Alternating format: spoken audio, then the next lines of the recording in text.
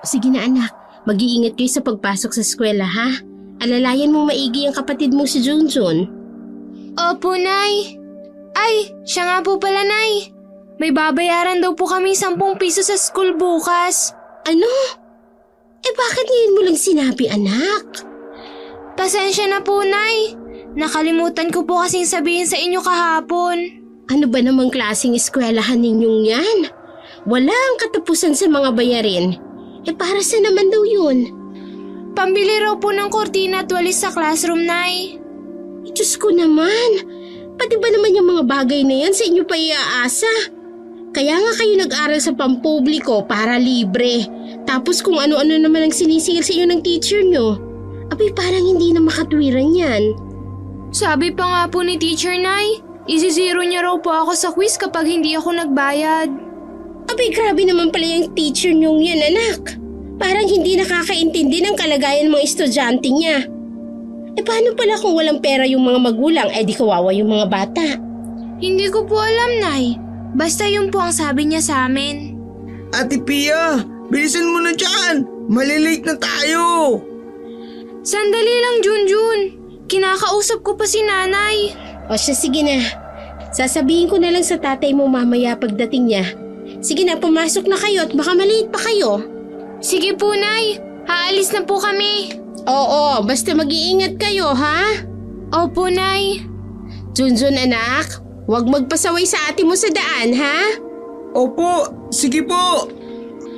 Problemado ang babaeng si Sol dahil halos isang kahig isang tuka lamang ang kanilang pamilya.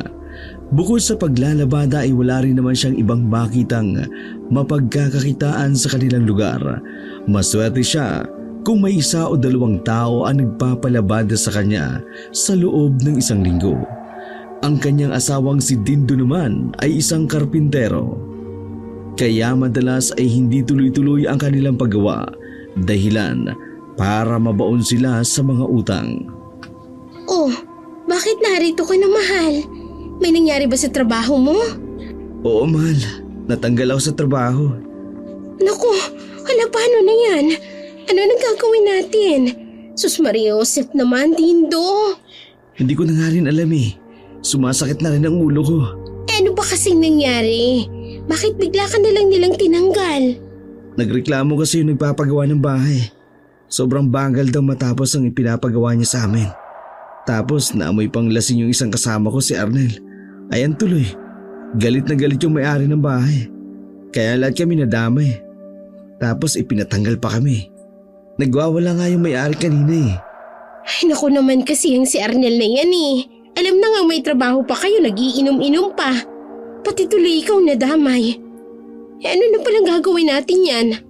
Ang dami pa namang mga gastusin. Tapos kung ano-ano pa yung sinisingil sa eskwela ng mga anak mo. Kaya nga eh. Sandali nga, ano ba makakain dyan?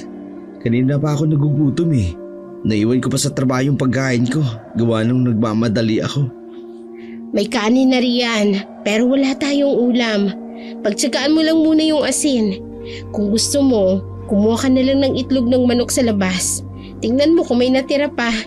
Tsaka nga pala, huling saing na rin pala yung bigas niyan. Baka bukas makalawa, wala na tayong maisaing. Baka pwedeng umutang ka muna sa tindahan ni Mang Nestor. Babayaran lang kamo natin sa susunod. Ay nako, siguradong hindi na magbibigay yun. Ang dami pa nating utang dun sa kanila. Nagagalit na nga siya kapag nakikita akong dumadaan sa tapat ng tindahan nila. Ano ba naman kasing buhay na to? Napakamalas naman talaga.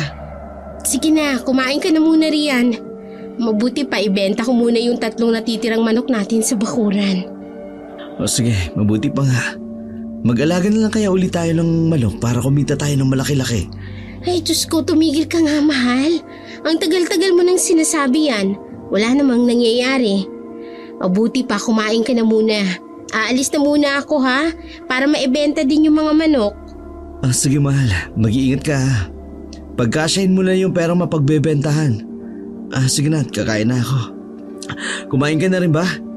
Mamaya na ako kakain pagbalik ko. O shit, aalis na ako ha, para maaga rin ako makabalik. Kumuha na nga ng sako si Sol, inihatid ang 3 manok, saka nagtungo siya sa bayan. Nasa 3 barangay pa ang kanyang tatahakin bago marating ang nasabi ng pamilihan. Sa kanyang paglalakad, nasalubong niya ang kanyang kumaring si Helga. Sinabayan niya ito ng paglalakad habang nakikipag-usap. Oy, saan ang lakad mo, Sol? At saka, ano ba yung dala mo? Doon lang sa bayan, Helga. Ibibenta ko lang itong mga manok namin. Alam mo na, kailangan kasi namin ng perang panggastos. Natanggal kasi sa trabaho yung kumpare mong si Dindo. Oy, ganun ba? Ang malas naman pala ng araw ninyo ngayon. Oy, nasan si Dindo niyan? Kaya nga andun siya ngayon sa bahay. O ikaw, saan ka naman pupunta niyan? Ay, heto. Pupunta rin ako ngayon sa bayan. Nagpapabili kasi ng isda si Arman. Dadating daw kasi yung kumpare niya mamaya. Magiinuman sila. Kung gusto mo, papuntahin mo na rin doon si Dindo mamaya. Saad ng ginang na si Helga. Bukod sa pagiging maitsura ni Sol, sadyang may kagwapuan rin kasi ang mister nitong si Dindo. Yun nga lang, medyo nasunog ang balat dahil sa araw-araw na pagtatrabaho sa gitna ng arawan. Bukod sa itsura, matikas at maganda ang hubog ng pangangatawan nito. Kaya naman, matagal lang patay na patay rito ang ginang na si Helga. Sa katunayan, palagi niya rin itong pinagpapantasyahan, dahilan para pilit siyang gumawa ng paraan para mapalapit ito sa kanya. Ay naku, Helga, hindi na lang siguro. Mamaya malasing na naman yun. Alam mo naman ng mga lalaki pagdating sa alak. Kung makainom, akala mo wala nang bukas. At saka wala rin naman siyang perang pang-ambag sa inuman. Sus naman, Sol. Problema ba yun? Marami naman silang alak sa bahay. Bagong sahod kasi si Arman. At saka, malaki-laki rin kasi yung nakuha niyong bonus sa amo niya sa kumpanya nila. Sumobra raw kasi sila sa kota nila. Kaya ayun, swerte. Huwag na muna siguro. Baka sa susunod na lang. Siya nga pala, Helga. Sandaling natigilan si Sol. Para bang malalim ang kanyang inisip na may gustong sabihin sa ginang. Oh, ano naman yun, Sol? Ano kasi? Sige na, sabihin mo na ang gusto mong sabihin. Magtatanong lang sana ako kung may bakante kaya ron sa pinagtatrabahuan ng asawa mo. Kahit na janitor lang, o di kaya kahit na utusan, para may trabaho sana si Dindo. Pwede rin naman ako, basta parehas naman kaming hindi mapili sa trabaho. Ay, hindi ko lang alam sa asawa ko, Sol, ha? Pero ang mabuti pa niyan, siya na mismo yung kumausap mamaya. Pero susubukan ko ring tanungin ang asawa ko mamaya, ha? Basta, papupuntahin mo lang doon si Dindo. Tapos, ako nang bahala sa kanya. Pagkarating sa kanto ay sandali silang napahinto. Ay, Sol, mabuti pa. Sumabay ka na lang sa akin sa tricycle. Naku, hindi na. Maglalakad na lang ako. Total sanay naman ako. Sige na, huwag ka nang mahiya. Parehas lang naman ang pupuntahan natin. Ako na lang magbabayad. Oh, ayan na palang tricycle Tabi na tayo sa loob.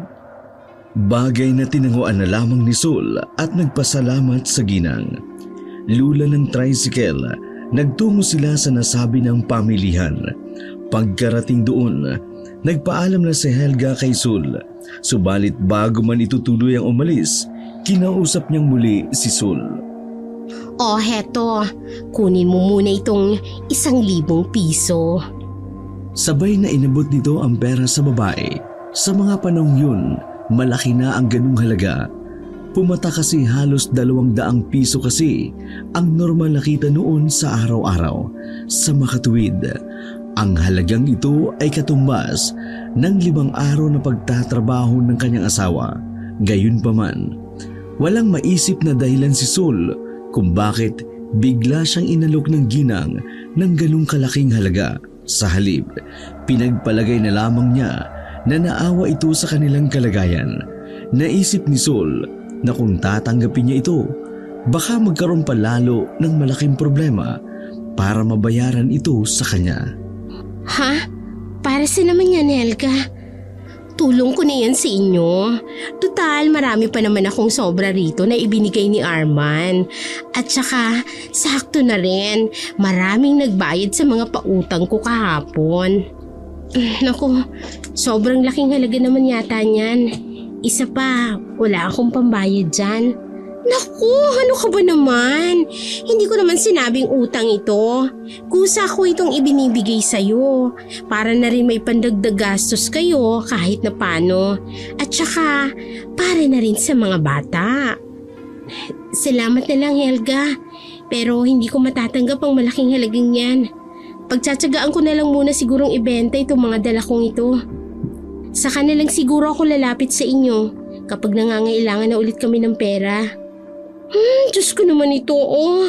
Sige na, kunin mo na itong pera. Hindi na, Helga. Salamat na lang talaga. Ay nako, sige ka. Kapag hindi mo kinuha ito, talagang magtatampo na ako sa'yo. Hindi na talaga kita papansinin kahit kailan. Hindi na rin kita papautangin kahit na magpumilit ka pa. Sige na, huwag ka nang mahiya. Dahil sa pagpupumilit ng ginang, wala na ring nagawa si Sul kung hindi tanggapin na lamang ito. Labis-labis ang kanyang ginawang pasasalamat dito. Matapos iyon ay nagpaalam na ang ginang sa kanya. Sa halip na ibenta ni Sul ang kanyang dalang manok sa nasa sako, pinili niyang iuwi na lamang itong muli sa kanilang bahay. Ngunit bago pa man siya umuwi, namalengke muna siya ng mga kailangan sa kanilang bahay. Namili kaagad siya ng bigas, dilata, noodles at kandila. Saka lamang siya naglakad pauwi sa kanilang bahay. Pagpasok niya sa bukuran, muli niyang ibinalik sa kulungan ng manok ang kanyang daladala. Mula roon, dumiretso sa kanilang bahay. Nagtaka naman ang kanyang asawang si Dindo dahil sa napakarami niyang dala. Ala, ang dami naman yata ang pinamili mo, mahal. Saan ka ba naman kumuha ng pera? Ay naku, Dindo. Mabuti na lang talaga nasa lubong ko sa daan kanina si Helga. Naikwento ko yung tungkol sa pagkakatanggal mo sa trabaho kanina. Kaya hayun, naawa siguro sa atin. Tapos nag-abot siya ng 1,000. Ayoko naman sanang tanggapin. Kaso nagpupumili talaga siya eh. Kaya ayun, tinanggap ko na rin. Ganun ba? Naku, laking halaga naman yata ng pinahiram niya sa'yo. Tsaka, paano natin agad mababayaran yan? Ewan ko ba? Pero ang sabi niya, tulong niya raw sa atin. Sabi niya hindi raw ito utang kung hindi bigay. Ang bait niya, no? Aba, talaga ha? Napakabait naman pala talaga ni Helga. Sa bagay, malaki naman siguro yung sahod ng asawa niya. Tsaka, marami silang mga pautang. Yun na nga eh. Pero hindi bale. Babayaran na lang siguro natin siya kapag nakaluwag-luwag na tayo. Oo naman, Sol. Hindi naman porket mabait yung tao, aabusuin na lang natin. O siya, akin na nga muna yung mga yan at ako na mag-aayos. Mabuti pa kumain ka muna. May natira pa akong itlog sa mesa. Kinuha nga ni Dindo ang mga pinamili ni Sul, saka isa-isang inilabas at inilagay sa kanilang lalagyan. Samantala, dumiretso naman sa batalan si Sul para maghugas ng kamay bago kumain. Habang nagtatanghalian, patuloy lamang sila sa kanilang pag-uusap hanggang sa muling naalala ni Sul ang sinabi ni Helga kanina. Iniimbita niya kasi si Dindo kanina para makipag-inuman sa kanyang asawa. Oh, siya nga pala, mahal. Oh, ano yun, mahal? May sinabi nga pala si Helga kanina. Dumaan ka raw dun sa kanila mamaya. Talaga? Bakit naman daw? Darating daw kasi yung kumpare ni Arman tsaka magiinuman daw sila. Kaya nga nasa palengke rin kanina si Helga, namili ng mga pulutan. Sumilip ka raw dun saglit. Ay naku, nakakaya naman. Wag na lang siguro. Kaya nga, yun nga rin nagsabi ko kanina kay Helga. Kaso masyado pa rin mapilit. Sige lang, hayaan na lang natin sila. Saka nga pala mahal. Tinanong ko rin kung may bakante ron sa kumpanyang pinapasukan ng asawa niya. Ang sabi ko kahit na anong posisyon lang. Masipag ka naman kako. Diyos ko, nakakaya naman, mahal. Uy wala namang masama sa tinanong ko. Di, ano ba lang sabi ni Helga? Ang sabi niya, itatanong niya pa raw sa asawa niya. Kaya nga pinapapunta ka niya ron, para kung sakali raw. Hindi, wag na lang. Kung sakaling meron siguro, sasabihin naman kaagad yun sa'yo ni Helga, di ba? Tsaka wag ka masyadong mag-alala. Bukas na bukas, maghahanap ka agad ako ng pwedeng mapagkakitaan. Magtatanong-tanong rin ako sa mga kakilala ko. Mas mabuti pa nga siguro, mahal. Sige na, tapusin mo na yung pagkain mo riyan.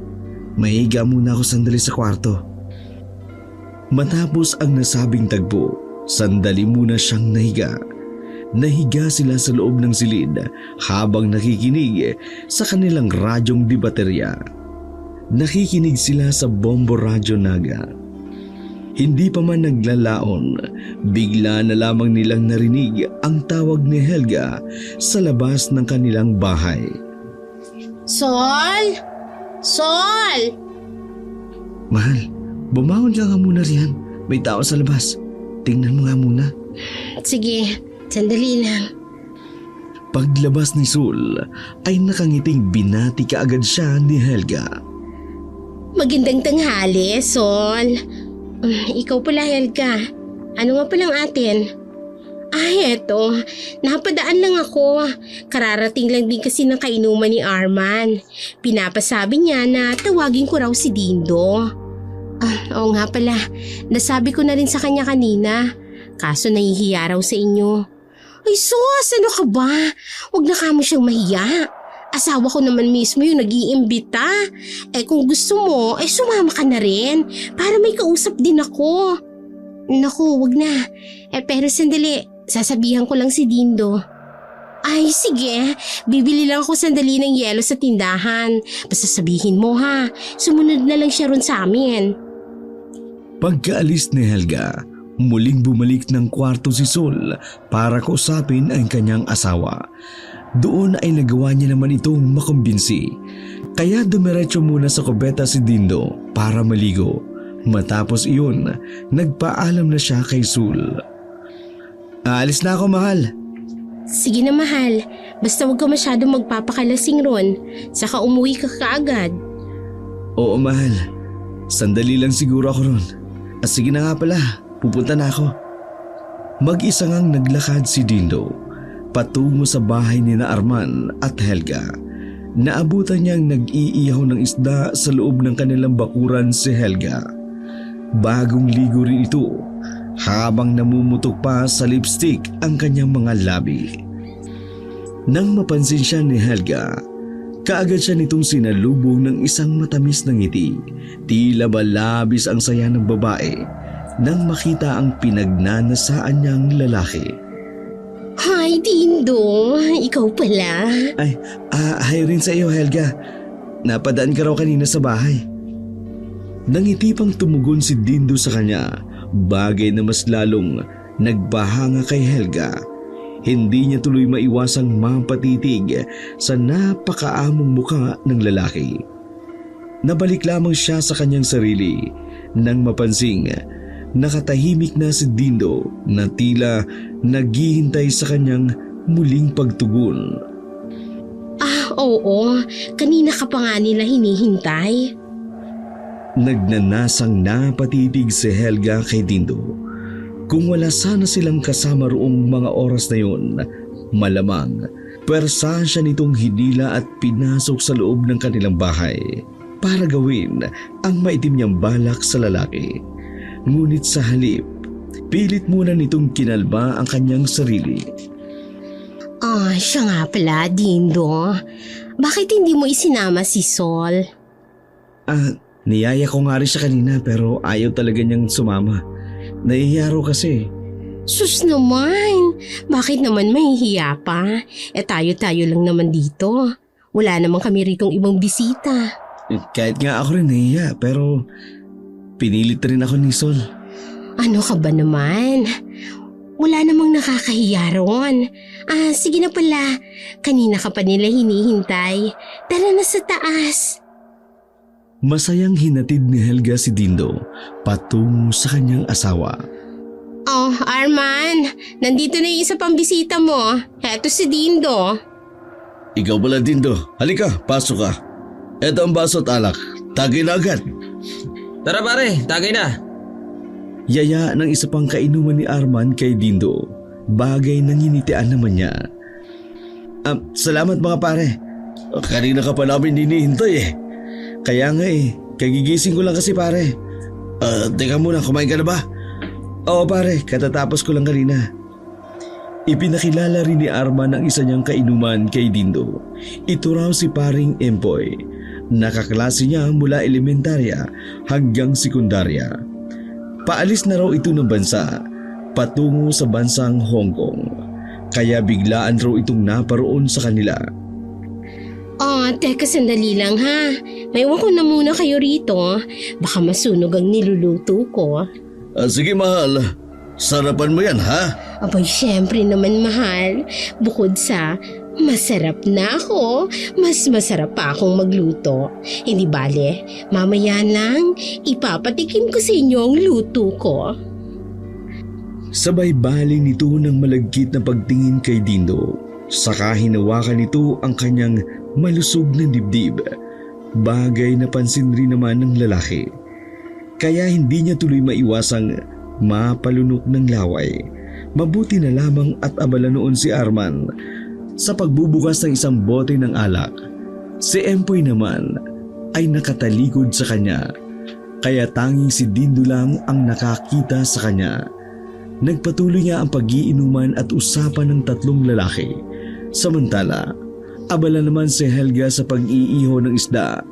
Ilang sandali pa ilang minuto na rin ito. Kaya tumabi rin ito sa kanyang asawa. Aba, kumare. Ang sarap talaga ng isdang niluto mo ah.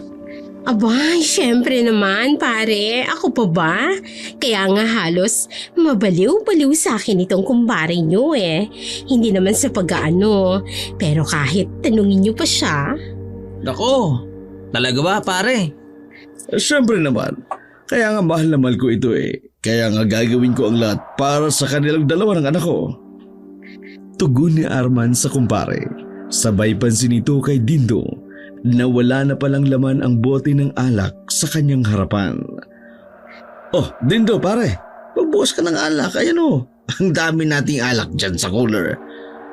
Tayong tatlo lang ang uubos yan eh. Oo nga pare, walang uwi sa atin. Hanggat din natin yan nauumos. Sige, salamat. Sisimutin ko lang itong natitira sa bote ko. Ano, Dindo? Ayos ka lang ba riyan? May iba ka pa bang gustong pulutanin? Sabihin mo lang, bibili ako sa labas. Oo nga naman, Dindo. Huwag kang mahiya, basta magsabi ka lang. Hindi, ayos lang ako rito. Baka imbis kasi malasing ako mabunso lang ako sa mga pulutan. Sa bahay naman ni Dindo, dumating na ang kanilang dalawang anak na sina Pia at Junjun. Nay! Nandito na po kami ni ate! Dumating na pala kayong dalawa ng ate mo. Tama-tama, eto't naglaga ako ng kamuting kahoy. Sige na, magbihis na muna kayo para naman makapagmeryenda na rin. Wow! Ang saya naman, Nay! May merienda! Kaya nga. Kumusta naman ang pag-aaral ninyo mga anak? Ayos naman po, Nay. Saka po pala, Nay. Pinapaalala po ulit ni teacher yung bayaran daw po namin bukas. Yung 10 piso raw po. Lahat daw po kami kailangan magbayad. Oo, alam ko na yun anak. May pera po kaya si tatay, Nay? Huwag ka na mag-alala. May hawak ako ritong pera. Makakabayad ka na bukas. Talaga po, Nay? Mabuti na lang po pala. Akala ko po kasi, Nay, wala po tayong pera eh. Sige na, magmerienda na muna kayo riyan. Dadaanan ko lang ang tatay niyo sa kumpare niyang si Arman. Ay, dumating na po pala si tatay, Nay. Hindi po ba siya pumasok kanina? Tsaka po, di po ba dapat mamaya pa yun uuwi? Singit ang bunsong anak na si Junjun. Natigilan naman si Sul. Naisip niya kung sasabihin niya sa kanila ang tungkol sa pagkawala ng trabaho ng kanilang ama. Wala rin naman silang magagawa. Sa halip, magkakaroon pa sila ng alalahanin, bagay na ayaw niyang mangyari pa. Maaga silang nakauwi kanina, kaya dumaan muna siya ron sa kumpare niya. Kaya po pala. Ay, Nay, pwede ba akong magpaturo sa inyo mamaya? May assignment po kasi ako sa math eh. Hindi ko po alam kung paano po sagutin. Oo naman anak, tuturuan kita mamaya pagbalik ko. Iniwan na muna ni Sol ang dalawang bata, saka nagtungo sa kanyang asawa. Sa labas pa lamang ng bahay ni na Helga, tanaw niya nang nagkakasiyahan sila. Dindo! Dindo! Dahil sa tunog ng musika at lakas ng kanilang usapan, hindi siya narinig ni Dindo. Kaya nagpasya na lamang siyang hayaan na lang muna ang kanyang asawa. Tutal, wala rin naman itong trabaho kinabukasan. Ngunit bago pa man siya tuluyang umalis, sinuri niya munang maigi kung sino-sino ang kainuman ng kanyang asawa. Pilit niyang inalam kung may mga babae nga ba silang kasama. Sa awa ng Diyos, mukhang maliban kay Helga, wala rin namang iba pa. Bunsod noon, kaya kampante na rin si Sol. Sa kanyang paglalakad, nakasalubong niya ang pinanghihinalaang aswang sa kanilang lugar na si Mang Igme. Isang matandang lalaking nakatira sa dulong parte ng baryo. Wala ni isa mang kamag-anak ang naninirahan doon. Ang isa pa, wala rin siyang kaibigan man lang dahil lahat ng tao sa kanilang lugar ay sinasabing isa siyang aswang. Bukod sa impormasyong iyon, wala na rin silang alam sa pagkakakilanlan nito. Nakatayo lamang ang matanda sa harapan ng daraanan ni Sul habang walang reaksyong nakatitig lamang sa kanya.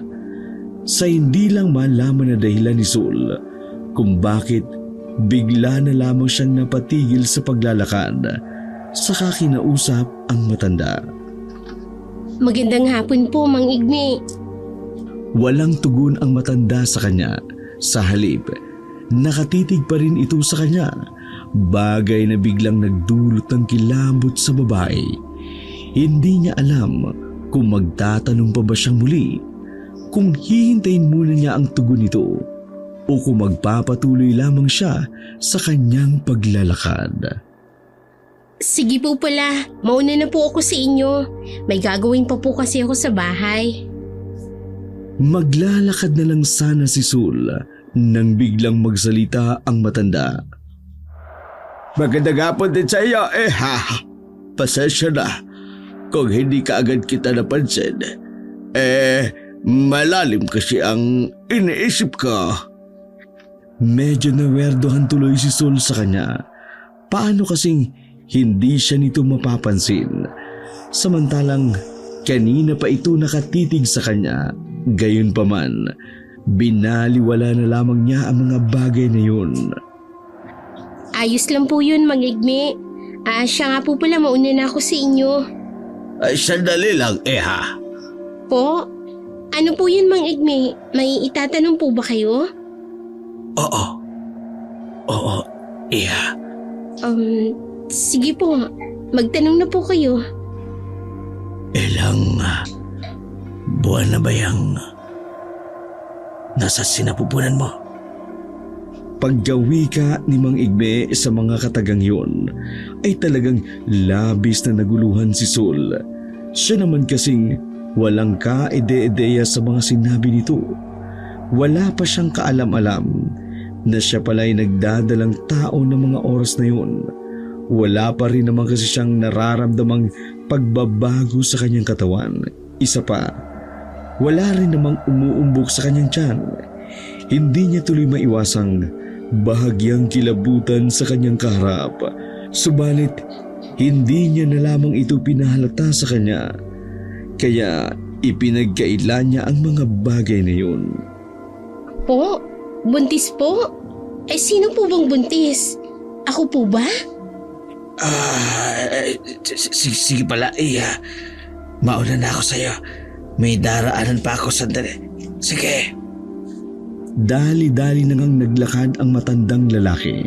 Samantalang si Sul naman, naiwang napahawak na lamang sa kanyang tiyan. Napaisip siya kung paano nasabi ng matanda na nagdadalang tao raw siya. Matapos ang insidenteng iyon, nagpatuloy na lamang siya sa kanyang paglalakad. Pagkarating niya sa bahay ay nadat niyang abala sa paggawa ng assignments ang anak niyang si Pia. Andiyan na po pala kayo, Nay. Nasaan po si Tatay? Wala pa anak. Nagiinom pa sila ng mga kumpare niya. Oh, nasa naman ang kapatid mo? Lumabas po siya, Nay. Nakipaglaro po kina Robert at Nena. Bakit pinayagan mo pa? Mag-aalas 5 na oh. Sabi ko nga po, Nay, na wag po siyang lalabas. Pero makulit pa rin po siya. O sige na, sunduin mo na lamang siya sa labas ha. Sandali lang pala, nagsaing ka na ba? Opo, Nay. Kanina po pag alis nyo. Mabuti naman kung ganun anak. O sige na, tawagin mo na yung kapatid mo.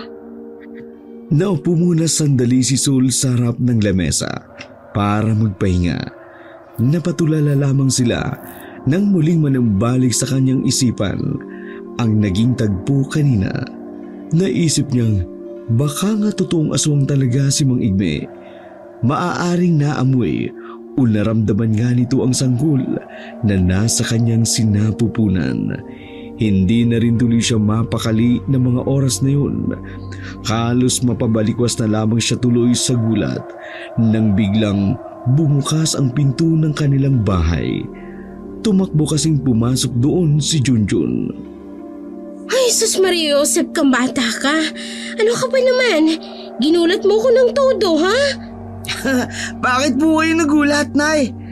Ate, tingnan mo, nagulat si Nanay. Natawa tuloy ang magkapatid sa kanilang ina. Ay, naku, talagang bata ka. Papatiin mo talaga ako sa nervyos. O sige na, maligo ka na ron. Amoy asim ka na, oh. Sandali lang po. Iinom muna po ako ng tubig. Bilisan mo na riyan at kakain na tayo para magawa na rin natin yung assignments mo, ha? Opo, Inay. Oh, Pia, ikaw nga munang pumunta ron sa tatay mo. Tawagin mo na. Sabihin mo kakain na kamo tayo. Sige po, Nay. Last number na po itong ginagawa ko. Nang matapos na sa ginagawa ang bata, ay kaagad na itong nagtungo sa kanyang ama. Pagkarating niya roon, ilang ulit niya nang tinawag ang kanyang ama. Mabuti na lang din at nakita siya ni Helga. Oh, Dindo, mukhang sinusundo ka na yata ng anak mo. Oo nga din to. Mabuti pa papasukin mo muna yung anak mo at pagmanuhin mo rito sa kumpare natin. Total, aalis na rin naman ang Pinas yan. Hindi niya nagagamitin ang pera niyan dito. Nagtawanan na lamang sila dahil sa mga sinabi ni Arman.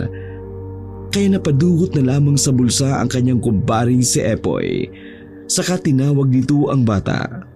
Pagmano nito sa kanya, inabot na rin ito ang halagang 50 pesos sa bata. Bagay na ipinagpasalamat ng bata. Sige na mga pare, mauna na kami sa inyo ha. Salamat nga pala sa pag-imbita.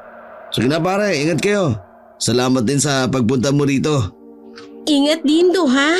Siguraduhin sa bahay ang diretso. Baka naman dumaan ka pa sa babae mo. Naglakad na nga pauwi ang mag-ama. Tuwang-tuwa ang batang si Pia dahil unang beses niya palang na makatanggap ng ganung kalaking halagang pera. Kaya nang mapadaan sila sa tindahan, nagpaalam muna siya sa kanyang ama para bumili ng candy. Nang makarating sila sa bahay, kaagad na ikwento ng bata ang tungkol sa ibinigay sa kanya ng lalaki. Saka ipinatago muna rito ang kanyang natitirang pera. Ibinigay rin ito ang isang candy sa kanyang kapatid. Matapos namang ayusin ni Sul ang hapag, sabay-sabay na silang naghapunan. Kinabukasan, maagang nagising ang babae para mag-ayos ng kanilang agahan. Ay, siya nga po pala, Nay. Yung 10 piso po pala para ron kay Ma'am. Oo nga pala, nakalimutan ko na rin. Butit pinaalala mo, anak. Nay, pwede rin po ba akong humingi ng pera? Ano naman ang gagawin mo sa pera? May baong ka naman ng pagkain. May bibili lang po sana ako sa labas ng school mamaya. Ay nako, baka kung ano na naman yan ha? Wag na muna anak, at wala pa tayong pera. Eh bakit po si ate, Nay? Sige na po, kahit 5 piso lang po. Sige na mahal, bigyan mo na muna ng pera. Ayan ka na naman mahal eh. Alam mo na nga kailangan pa natin ng pera. Alam ko rin naman yun. Pero pagbigyan mo na yung bata, 5 piso lang naman yung kailangan niya eh. At saka baka bukas makalawa, may bago na akong mapapasukang trabaho. Dahil sa mga sinabi ni Dindo, pumayag na rin si Sul. O siya, sige na. O etong 5 piso anak ha. O Pia, eto rin yung 10 piso para sa teacher mo. Tapos idagdag mo na rin itong 5 piso para sa'yo. Maraming salamat po, Inay! Salamat po, Nay, Tay. Sige po pala, mauna na po kami ni Junjun. Oo, mag-iingat kayo. Saka galingan nyo sa eskwela ha. Sige na mga anak, ingat kayo ha. Pagkaalis ng mga bata, muling napabaling si Sul kay Dindo. Siya nga pala mahal. Saan nga pala yung sinasabi mong bago mo mapapasukan? Yun ba? Nagkausap kasi kami ni paring Arman kahapon dun sa inuman. Ang sabi niya, may kakilala raw siya nagpapagawa ng bahay sa kanilang barangay.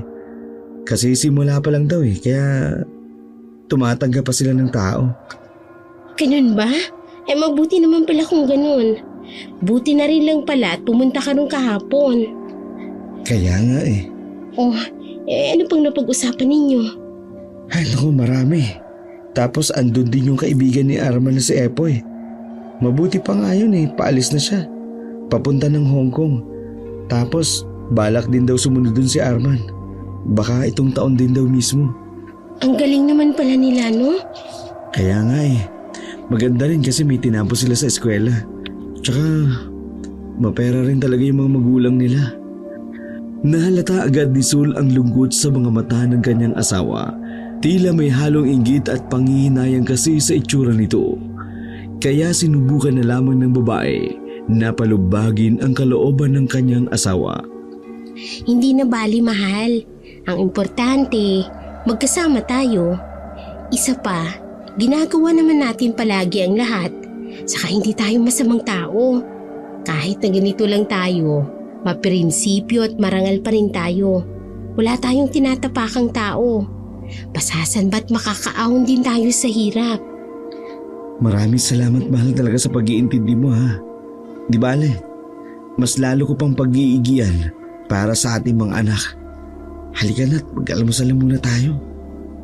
Pagkatapos ng mag-agahan ay kaagad nang hinugasan ni Sul ang mga baso at plato sa kanilang batalan. Samantala namang naligo muna si Dindo sa kanilang kubeta. Habang abala ang babae sa kanyang ginagawa, nakaramdam siya na parang bigla siyang naduwal. Nasinundan pa ng bahagyang pagkahilo. Hindi niya alam kung ano ba ang nangyayari sa kanyang sarili. Kaya pansamantala muna niyang itinigil ang kanyang ginagawa upang maupo sa mahabang upuan sa kanilang sala.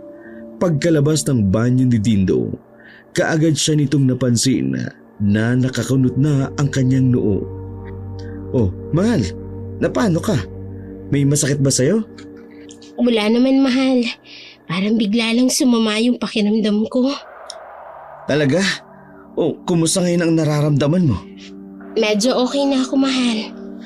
Naku, mabuti naman pala kung ganun. Sandali nga't ikukuha kita ng tubig sa tapayan. Huwag na mahal, ayos lang ako. Parang nahilo lang ako ng konti kanina. Ano ba kasing nangyari sa'yo? Baka naman nasobrahan ka lang pagod. Hindi ko nga rin alam eh. Hindi naman kaya... Nagkatinginan silang dalawa. Tila ba parehas na nangungusap ang kanilang mga mata. Hindi pa man itinuloy ni Dindo ang sasabihin. May ideya na silang pareho. Ano sa tingin mo, mahal? Buntis ka kaya talaga? Hindi ko nga alam, mahal eh. Pero wag naman sana ngayon. Ang dami pa natin mga problema. Kaya nga naman eh. Pero ayos lang din. Kakayanin natin yun. Basta magkasama tayo. Tsaka gagawa ako ng paraan. Sa kanilang pag-uusap ay biglang may sumagi sa isipan ni Sol. Base sa kanyang mga nararamdaman kanina. Malamang nabuntis talaga siya. Naalala niya tuloy ang tinanong ni Mang Igme sa daan sa kanya. Yung tungkol sa pagiging buntis niya. Kaya ikwinento niya ito sa kanyang asawa. Siya nga pala, mahal. Oh, ano yun, mahal? Nakalimutan ko lang sabihin sa'yo kagabi. Ang alin? Kahapon kasi, sinubukan kitang puntahan ron kina Helga. Tawag ako ng tawag sa'yo. Kaso hindi mo naman ako naririnig. Ang lakas din kasi ng tugtog ron kahapon. Tapos ang ingay niyo pang mag-usap. O ano naman ang tungkol dun? Ayun na nga. Nung hindi kita natawag, umuwi na lang ako. Tapos habang naglalakad ako, nasalubong ko si Mang Igme. Teka, yun yung sinasabi nilang aswang, di ba? Oo, siya nga. Nagkausap ba kayo? Tsaka anong sinabi niya sa'yo? Yun na nga eh. Nakausap ko siya. Ay, sandali nga. Kinikilabutan tuloy ako eh. Tingnan mo oh. Nagtatayuan na yung mga balahibo ko sa katawan. Bakit ba? Ano ba kasing nangyari? Alam mo ba, mahal? Habang naglalakad ako kahapon, nakita ko siyang nakaharang sa harapan ko. Oh, tapos napansin mo siya? Abay, syempre naman. Alangan namang hindi ko siya pansinin. Nakaharang nga siya sa harapan ko. Tapos alam mo ba? Tinanong niya ako kung ilang buwan na raw itong sa sinapupunan ko. Nung pagtugon ko sa kanya, nagkanda-utal-utal siya. Nagmamadali na rin siyang umalis. Buntis ka nga kaya talaga? Tsaka kung totoo man yun, paano niya yun nalaman, di ba? Yun na nga talagang ipinagtataka ko. Paano niya nalaman ang bagay na yun? Tumayo muna si Sol, saka pinasuri ang umbok ng kanyang tiyan sa asawa. Maingat naman itong siniyasat ni Dindo. Kung siya ang tatanungin, parang normal lang naman ito sa kanya. Ang galing naman pala ng matandang yun, no? Baka nga aswang talaga siya, no? Kaya nga, mahal. Natatakot tuloy ako lalo sa kanya. Ang mabuti pa siguro, iwasan mo lang siya sa susunod. Basta, huwag mo na lang siya papansinin. Oo, ganun na nga lang siguro. Nang umaga rin yun, nagtungo nga si Dindo sa bahay ni Arman. Ilang sandali lang, magkasabay na silang nagtungo sa nasabing papasukan ni Dindo. Sa kabutiang palad naman, kaagad siyang natanggap roon bilang isang karpintero. Ora mismo pinasimula siya para makapagtrabaho. Sa parehas na araw ring nakatanggap ng labada si Sol para sa kanilang mag-asawa. Malaking biyaya ang mga ganong simpleng bagay. Tatay! Masayang sinalubong ni Junjun ang kanyang bagong dating na ama. O anak, kumusta ang eskwela mo? Ayun po tay, ako po yung pinakamataas sa quiz namin kanina sa math. Wow! Talaga naman ang galing ng anak ko ha. Manang-mana ka talaga sa akin. Ako rin naman po, itay. Matataas po ang marka ko sa quiz namin kanina. Ang gagaling naman talaga ng mga anak ko. Basta mag-aaral kayong palagi maigi ah. Oh, asan nga palang nanay niyo? Nasa labas po siya tay. Bumili po siya ng itlog sa tindahan. Wala raw po kasing itlog yung manok natin. Makalipas ang ilang sandali, dumating na rin si Sol. Oh, mahal. Nandito ka na pala. Oo, mahal. Kumusta pala ang trabaho? Ayun, ayos naman. Tsaka mabait naman yung kasama ko. Tapos kilala ko rin yung dalawa sa amin. Mabuti naman pala kung ganon. Sandali lang ha. Ipiprito ko lang itong itlog. Halos kauuwi ko lang din galing sa paglalabada. Tsaka nga pala, magpapakulo na rin ako ng luya ha. Sige mahal. Ay, may nagbalabada sa'yo kanina? Oo, yung kumari kong si Tasha. Naku, mabuti naman kinaya mo. Hindi ba sumama uli ang pakiramdam mo kanina? Hindi naman. Baka nga sa pagod lang yung kanina. Nakaidlip rin kasi ako pag alis mo. Hindi pa nga sana ako magigising kung hindi ako pinuntahan dito ni Tasha kanina para magpalabada. O siya, sige na. Ipiprito ko muna ito sandali ha, para makakain na tayo. Pagbatak ng 10:00 ng gabi ay natulog na ang apat. Bandang 11:00 ng gabi nang magising bigla si Sol para umihi. Pagbalik niya ng higaan, matutulog na sana siyang muli. Subalit hindi pa man niya naipipikit ang kanyang mga mata nang marinig niyang tumatahol-tahol ang kanilang dalawang aso. Wari bang may nakikita silang kung sino? Dahil doon, nagising na rin si Dindo. Bakit bang ingay ng mga aso, mahal? Hindi ko nga rin alam, mahal. Sisilipin ko lang muna sandali. Palabas na sana ng kwarto noon si Sol, subalit may biglang naalala si Dindo. Hindi pa man sila sigurado, pero pinagpalagay niya na lang na baka nga buntis ang kanyang asawa. Kaya naisip niyang baka aswang ang nasa labas ng kanilang bahay. Mahal, sandali. Bakit, mahal? May problema ba? Huwag kang lumabas. Ha? Bakit ba? Sasawayin ko lang naman yung mga aso natin. Pabayaan mo na sila. Ay, sige na. Sandali lang naman ako. Huwag na, mahal. Baka mamaya aswang nasa labas. Bigla namang nanlaki ang mga mata ni Sol dahil sa sinabi ng kanyang asawa. Tila natauhan siya na mapagtantong may punto ito. Naging laman din kasi ng balita sa kanila noong mga nakarambuan ang tungkol sa pambibiktima ng aswang sa isang buntis na ginang. Dahil doon, muling nanumbali kay Sol ang gabi-gabing takot mula sa nangyaring insidente. Ano ka mo, mahal? Baka may aswang? Sigurado ka ba? Oo, mahal. Kaya nga sinasabi ko sa'yo, huwag ka nang lumabas ng bahay. Ano pa lang gagawin natin, mahal? Natatakot ako.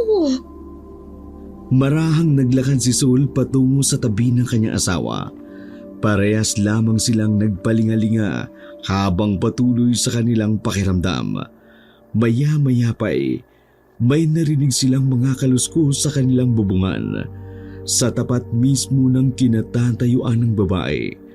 May kalumaan na rin kasi ang mga yero at kahoy ang kanilang bubungan, kaya medyo may kalakasan ang ingay na nilikha nito.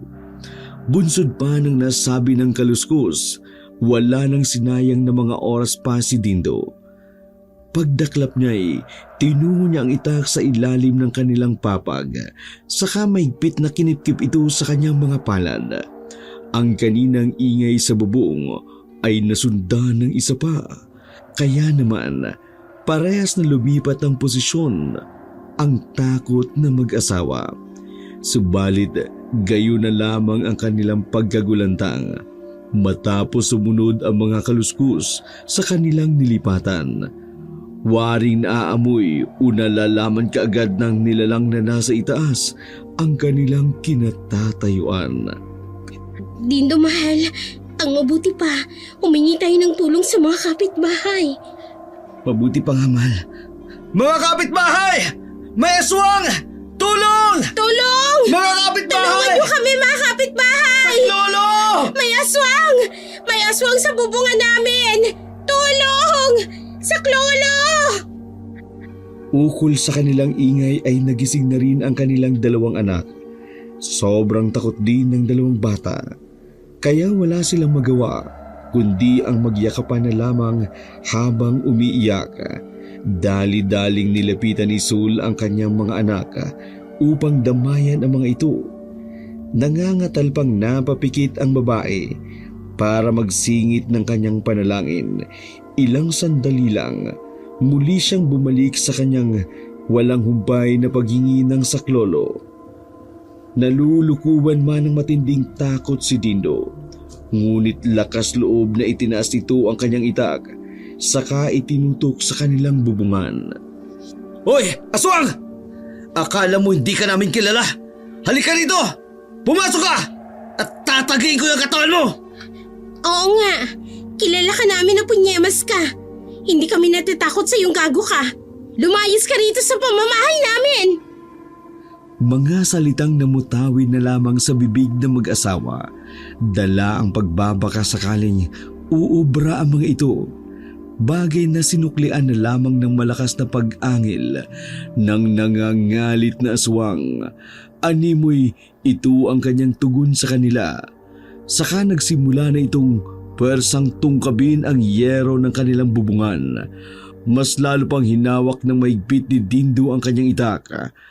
Sa kabila ng lahat, hindi pa rin siya nagpakita ng anumang pagkasindak sa nasabi ng aswang. Minura niya ito ng minura habang patuloy sa pag-aamba ng itak sa kanilang bubungan. Ilang sandali pa'y nagsimula ng magsilabasan ang mga tao mula sa kani-kanilang bahay.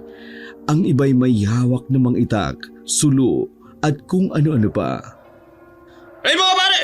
Nasa bubong ni na paring Dindo ang aswang! Madali kayo! Anak ng pusa na yan, tara na mga kasama! Patayin natin yan! Ay dako, mag-iingat kayo. Ay Diyos ko po, ano ba itong nangyayari? Ay aswang! Tarantado ka! Papatayin ka namin! Hayop kang aswang ka! Hayop! Mamamatay ka na! Ay, bilisan nyo pa! Habulin nyo! Habulin nyo! Napagtanto ng aswang na aatakin siya ng mga taong bayan, kaya dali-dali itong tumalon sa likurang bahagi ng bahay. Saka nagkandara pang magtago sa masukal na talahiban. Dala ang takot at pag-iingat ay hindi nila tinangkapang habulin ang nasabi ng aswang.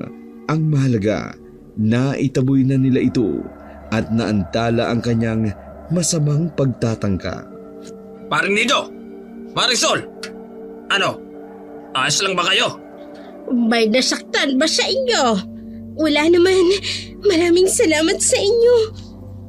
Tanging nasambit lamang ni Sol, sabay baling at napayakap sa kanyang mga anak na katulad niyang walang tigil sa pag-iyak.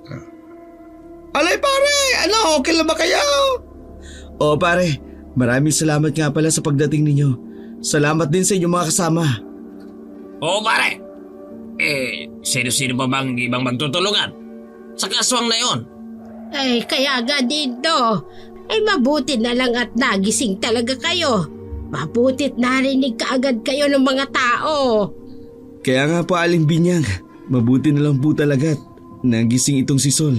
Mabuti ka mo na ihipa siya kanina. Tapos tumahol din ng tumahol yung dalawang aso namin. Ay oo nga! Ano ba kasing nangyari? Doon ay isinalaysay ni Dindo ang lahat-lahat. Nang mahimasmasan si Sol, ay nagbahagi na rin siya ng kanyang mga kwento. Talagang bawat isa sa kanila ay hindi maiwasan ang mangilabot sa mga kaganapan. Pero mabuti na lamang, naging maagap din ang kanilang kapitbahay. Matapos ang nasabing insidente, paisa-isa na rin nagsiuwian ang kanilang mga kapitbahay. Samantalang alerto lamang na nakikiramdam ang mag-asawang sina Sol at Dindo habang patuloy ang kanilang pag-uusap. Dahil na rin sa matinding pag-iyak kanina, kaya nagawa pang makatulog ng dalawang anak. Oh, ang aga mo naman yatang nagising, mahal. Anong ang agang nagising? Hindi pa kamo ako nakakatulog. Saka, anong ang aga? 6:00 na. Hindi ka kita ginising dahil alam kong puyat ka. Hala, 6:00 na pala. Bakit di mo ko ginising? Yung mga bata, di ba may pasok pa sila? Hey nako, hindi mo ba alam wala silang pasok ngayon? Baka nakakalimutan mong Sabado. Ay, oo nga pala. Mabuti pala hindi ko sila ginising kanina. Ayan, magkape ka na muna. Salamat. Kumusta ka nga pala? Ayos ka lang ba? Oo, ayos lang ako. Babawi na lang ako ng tulog mamaya. Grabe mahal, no? Hindi ko lubos akalaing totoo palang aswang. Kaya nga mahal. Hanggang ngayon nanginginig pa rin ako sa takot. Ay, Mabuti na lang talaga at mabilis dumating yung mga kapitbahay natin. Oo nga. Sana wag na maulit pa yung kagabi. Tsaka wag nang bumalik yung demonyong aswang na yun. Siya nga pala, mahal. Anong gagawin natin kapag muling bumalik yung aswang? Talagang natatakot na ako. Baka hindi ko nakayanin pa. Umalis na lang kaya tayo rito. Doon na lang muna siguro tayo kina nanay. Alam mo naman yung sitwasyon. Alam mo naman na ayaw sa akin ng pamilya mo. Tsaka grabing makapagsalita sa akin ng nanay at tatay mo. Kung ituring nila ako para bang hindi ako isang tao. Kahit ganito lang ako, walang pinag-aralan. Hindi ko naman kayo pinababayaan, di ba? Tsaka lahat ng pinapakain ko sa inyo, pinaghirapan ko. Malungkot na tugon ni Dindo sa kanyang asawa habang inaalala ang mapait na sinapit sa pamilya ni Sol. Napahawak na lamang ang babae sa balikat ng asawa. Oo, naiintindihan naman kita eh. Pero paano naman kami, mahal?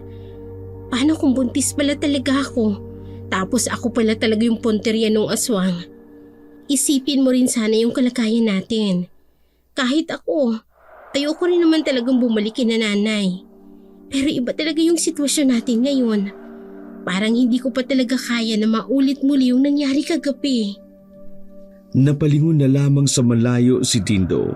Ilang sandali muna siyang nag-isip, saka muling bumaling sa kanyang asawa. Sige mahal, papayag akong doon muna kayo ng mga anak natin. Pero maiiwan ako dito sa bahay. Hindi ko talaga kasi kayang pakisamahan yung mga magulang mo. Akalain mo ba namang pahiyain pa nila ako sa harapan ng maraming tao? Tapos pinagmumura pa ako. Hindi ko talaga maintindihan kung bakit ganun sila sa akin. Labis na nalungkot si Sol dahil sa pahayag ng kanyang asawa.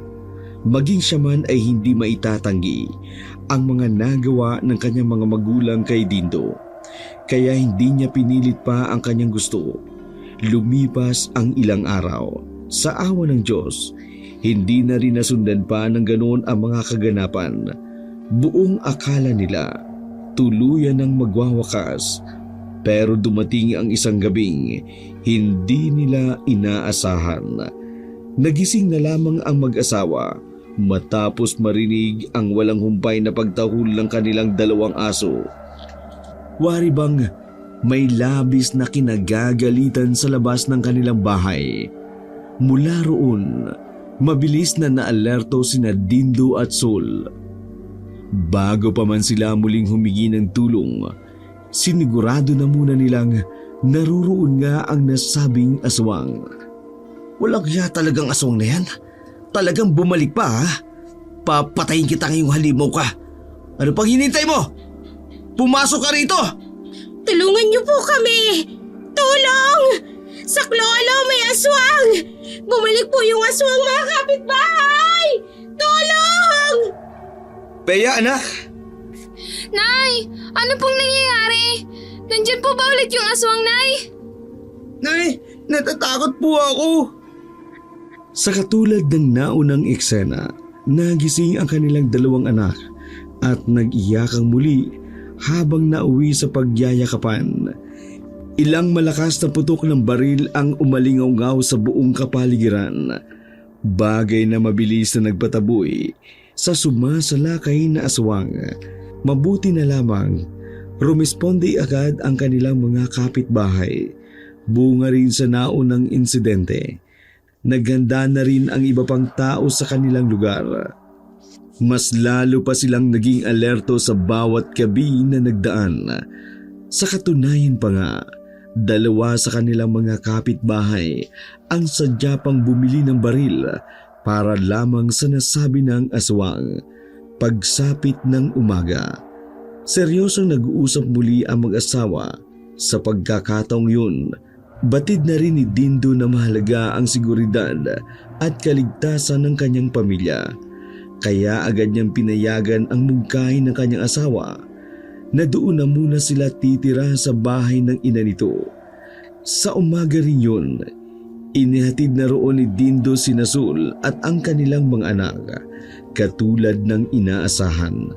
Nagalit pa nga lalo ang mga ito. Dapat nung una pa daw ay pumaroon na kaagad sila. Ay, wala ka talagang silbing lalaki ka! Napakatanga mo! Gago! Abay, munti ka nang ipahamak ang anak at ang apo ko dahil dyan sa kadramahan mo! Inuna mo pang intindihin ang sarili mong hinayupak ka kaysa sa mga buhay nila! Palibasa'y wala kang pinag-aralan kaya wala kang utak! Uy, naku! Nanggigigil talaga ako sa katangahan mong leche ka! Pagsabihan mo nga ito, Tevan! Abay, napaka-inutil mo namang walang kokote ha! Nakita mo na palang aswang ang kaharapin nyo nung una? Nagdrama-drama ka pa! Hindi mo sila kagad nilala rito! Paano na lang kung na paano ito mag-iina mo? Bobo ka! Dapat ikaw na lang yung kinain na aswang! Wag kang tutong-tong dito sa pamamahay ko! Ayaw ko na makita yung mukha mo! Oh, kaya ano pang hinihintay mo? Abay, lumayos ka ng gago ka! Mamatay ka ng bobo ka! Punyeta ka! Iyak ng iyak noon si Sul habang inaawat ang kanyang mga magulang. Samantalang wala nang magawa si Dindo. Kung hindi tanggapin ang lahat ng kanilang mga mura at paninirmon. Gusto pa munang kausapin ni Dindo ang kanyang asawa. Subalit hindi na siya binigyan ng pagkakataon ng kanyang mga biyanan. Puwersahan siyang pinagtabuyan ng mga ito. Kaya walang humpay na napahagulo ng iyak ang lalaki habang naglalakad pabalik ng kanilang bahay. Sa kanyang paglalakad, bigla na lamang siyang sinalubong ni Hilga. Walang kaalam-alam ang lalaki. Palihim na pala siyang sinusundan nito. Nang makita silang paalis pa lang ng kanilang bahay, inaasahan na rin ni Helga ang sasapitin ni Dindo. Noong nag-inuman kasi sila noon, ay pahapyaw na naibahagi ni Dindo ang tungkol sa masamang trato sa kanya ng mga magulang ni Sol. Bagay na hindi nga nagkamali si Helga. Kaya mabilis niyang sinamantala ang pagkakataon para lapitan ang problemadong lalaki. Oh, Dindo, ano nangyari sa'yo? Labis na nabigla noon si Dindo dahil sa hindi niya inaasahang makikita niya si Hilga sa lugar na yun habang umiiyak.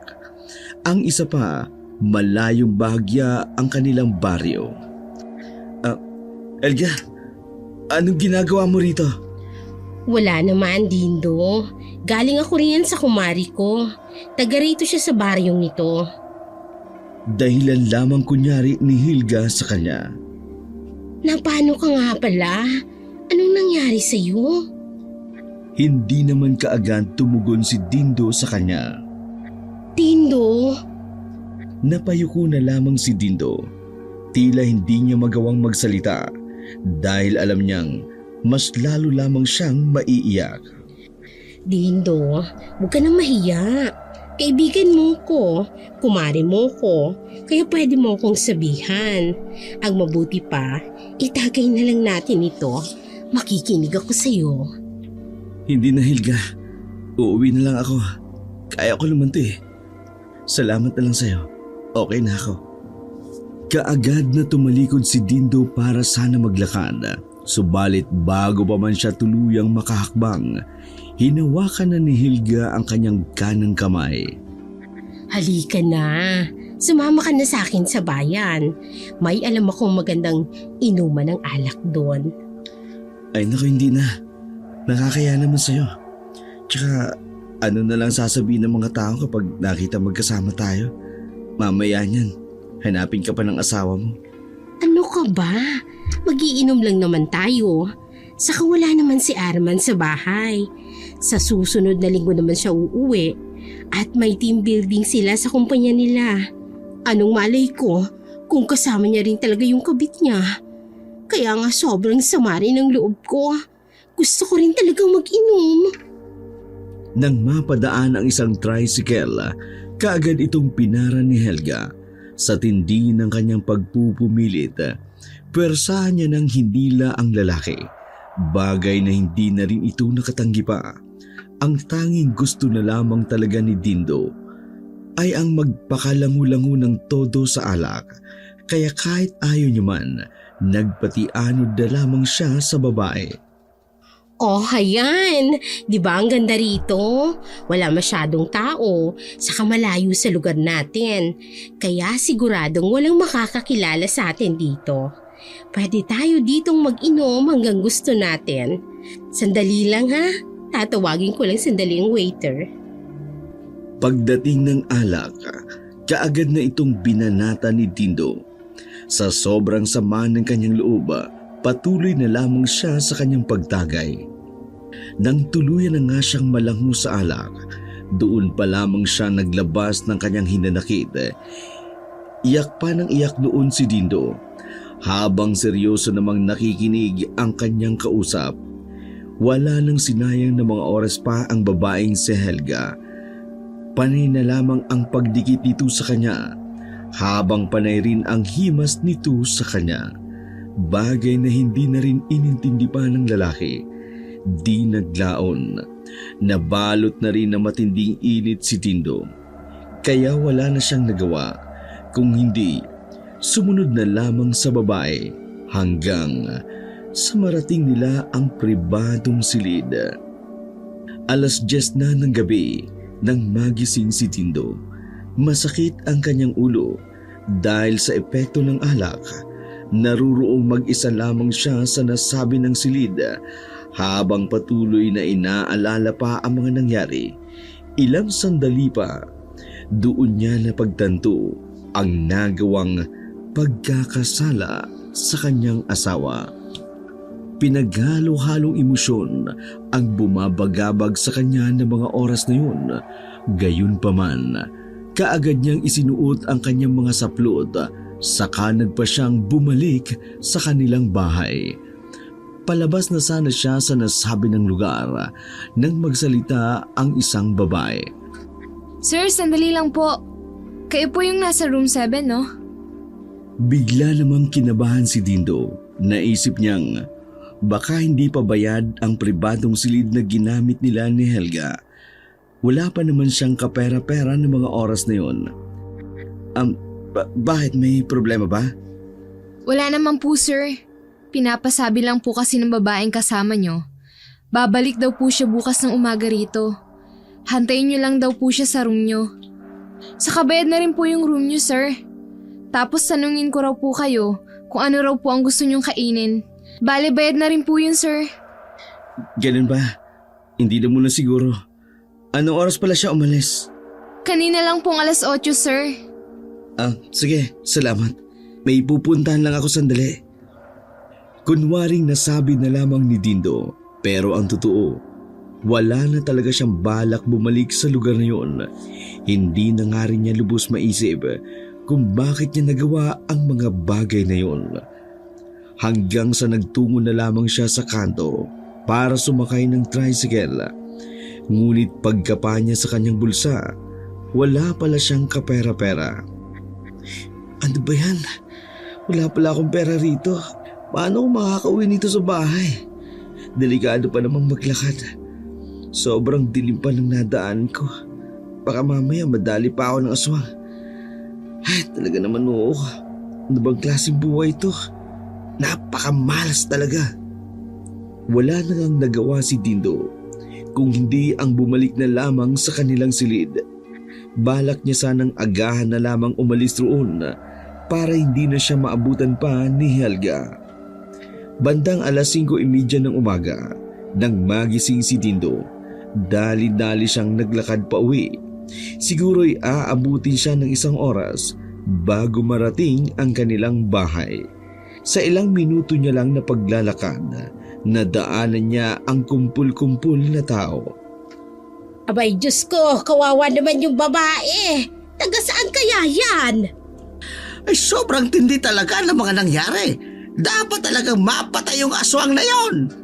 Ay! Napakahayop talaga niyang aswang na yan! Ay, nako, lintik na yan. Grabe na yan. Ano ba itong nangyayari sa lugar natin? Pagkalapit ni Dindo para tingnan ang bangkay, bigla na lamang siyang nangilabot ng todo. sapagkat ang bangkay na kanyang nasaksihan ay walang iba kundi ang bangkay mismo ni Helga. Sobrang kalunos-lunos talaga ang sinapit nito. Butas ang tiyan at panay sugat kung saang parte ng kanyang katawan. Bunsod noon, ilang minuto lang ding hindi nakagalaw si Dindo. Nang mahimasmasan, ay kaagad niyang nilisan ang nasabi ng lugar. Pagka-uwi niya sa kanilang bahay, naruroon siya't napamukmuk sa isang sulok. Sobrang takot na takot at problemado siya dahil sa mga sunod-sunod na kaganapan. Pakiramdam niya'y wala siyang silbing asawa at ama ng kanyang sariling pamilya. Sa tindi ng kanyang pagkakasadlak at kalungkutan ay talagang sinubok ng Diyos ang kanyang pananampalataya hanggang sa dumating sa puntong nadaig na siya ng kanyang nararamdaman. Wala nang silbi ang lahat. Wala nang silbi pang mabuhay. Wala na talaga akong pag-asa. Wala na! Naglakad si Dindo patungo sa labas ng kanilang bahay. Mula roon, kinuha niya ang isang makapal na lubid. Saka muli siyang bumalik sa loob ng kanilang bahay. Isinabit niya ritong maigi sa isang kahoy na nasa kanilang bubungan. Sinigurado niya rin ang pagkakatali niya rito. Habang patuloy ang kanyang pag-iyak, naramdaman niyang iginawad na ng lubid ang kanyang liig. Patawarin mo ako, mahal. Patawad mga anak. Panginoon ko, patawarin niyo ako. Akmang lalagutin niya sana ang kanyang sariling buhay nang marinig ang tinig ng kanyang mga anak. Masaya silang nagtakbuhan patungo sa loob ng bahay. Dahilan kaya agarang natigil ni Dindo ang kanyang ginagawa, sabay napabaling sa kanila. Hindi siya makapaniwalang naroon ang kanyang mag-ina, kaya mabilis niya silang nilapitan. Subalit pagkalapit niya sa kanila, bigla na lamang silang nawala. Doon niya nadama ang napakatinding pangungulila. Talagang gustong-gusto niya na silang makita. Hindi siya makapapayag na tuluyan silang maghiwa-hiwalay. Bigla din tuloy bumalik ang kanyang sigla. Muling nabuo ang kanyang pag-asa sa kanyang sarili. Sa kabila ng matinding pagkasadlak at kasalanan, pinilit niyang mabuhay para sa kanila. Nagsumikap siyang magtrabaho bilang isang construction worker. Sadyang tinipid niya ang kanyang sarili para makapag-ipon ng paunti-unti. Hanggang sa kung anong uri ng negosyo ang kanyang sinubukan, naririyang nagtinda ng balot, mani, isda at kung ano-ano pa. Habang nasa ganung gawain ay palihim pa rin silang nagkikita ng kanyang asawa at mga anak. Kung minsan sa bayan, kung minsan naman ay sa eskwelahan, kung minsan naman ay sa mismong bahay ng mga magulang ni Sol. Lalo na kung wala sila. Sige na mahal, mga anak, mag-iingat kayo ha. Tsaka yung baby natin dyan sa tiyan mo ha. Hindi na bale, malapit na tayo magkasama. Konting tiis na lang. Talaga po, tatay? Oo naman anak, basta mag-aaral kayo maigi ha. Opo, tatay. Ingat din po kayo ha.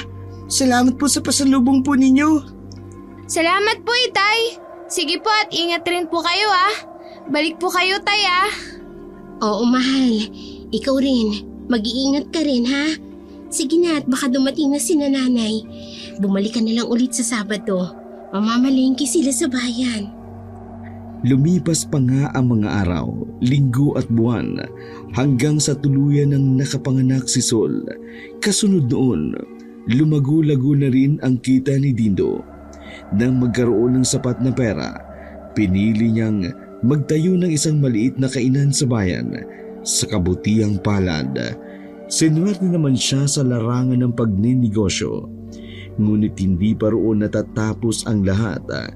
Sa kabila ng mga tagumpay, nagpatuloy pa rin siya sa pagbubukas ng iba pang mga negosyo sa bayan. Dumating na lang ang isang araw, nakabili na rin siya ng sariling lupa, bahay at mga sasakyan. Dahil doon, tuluyan niya na ring nabawi ang kanyang pamilya, bagay na bigla ring ipinag-iba ng pakikitungo ng kanyang biyanan sa kanya. Kung dati ganun na lamang siyang hamakin ng mga ito, ngayon naman ay sila na ang nagpupumilit na makalapit sa kanya. Hindi naman malilimutan ni Dindo ang mga sakit na dulot nila. Subalit pinili niya na lamang ang magpatawad. Isinaalang-alang niya ang ginawa nilang pag-aaruga sa kanyang mag-ina. Isa pa, magulang pa rin iyon ng kanyang asawa. Isang araw, narinig na lang din ang isang balita. Napatay na raw ang aswang na nambibiktima sa kanilang lugar, na walang iba kundi si Mang Igme. Naaktuhan daw ito habang pinupuntirya ang isang babaeng buntis. Napayakap tuloy si Sol, sabay napahalik sa sanggol na kanyang karga-karga. Naalala niya kasing muntika na din itong mabiktima ng aswang na yun, pero mabuti na lang at napatay ang nasabi ng aswang. Mula noon, nabuhay na sina Dindo at Sol, dala ang lahat ng mga aral sa mga pagsubok at suliranin sa buhay. Sobrang natuwa talaga si Sol sa kanyang asawang si Dindo. Dahil sa kabila ng lahat ng hirap, hindi pa rin ito basta sumuko. Sa halip, matapang nitong hinarap ang buhay at pilit na inabot ang kanyang mga pangarap.